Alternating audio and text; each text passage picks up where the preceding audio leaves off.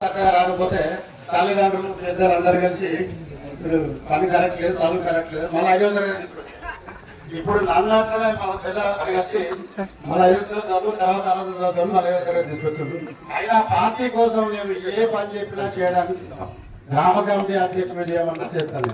మనకి ఇంకా 2 సంవత్సరాల్లోనే ఎన్నికలు రాబోతా ఉంది. తొందరలో ఎంపీటీసీ జెడ్పీటీసీ ఎన్నికలు కూడా రాబోతా ఉంది. ఆ ఎన్నికలకు మనం సమేతంగా అవుకుంటూ అందరినీ కలుపుకొని నెల్లికుదురు మండలం ఒక కాంగ్రెస్ బలంగా అందరినీ గ్రామాల్లో ఉన్నటువంటి నాయకులను అందరినీ కలుపుకొని పోయి మండలాన్ని బలోపేతం చేయాలి. మన ప్రభుత్వం తీసుకున్నటువంటి కార్యక్రమాలన్నింటినీ ప్రజల వద్దకు తీసుకెళ్లే బాధ్యత ఇక్కడ మండల స్థాయి నాయకుల మీద ఉంది.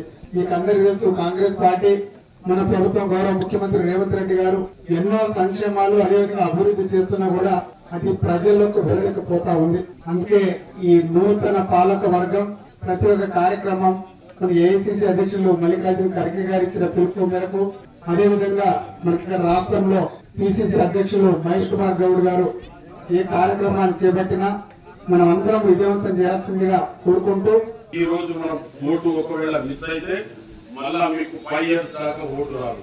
రేపు జడ్పీటీసీ ఎంపీటీసీ ఏ ఎలక్షన్ వచ్చినా కూడా దానికి కోల్పోయే వాళ్ళు అవుతాం. కాబట్టి దయచేసి మీకు అందరి మీద నేను ప్రేమతోని అనేది ఏంటంటే బిఎల్ఎస్ గ్యారెంటీగా చేయించుకోండి.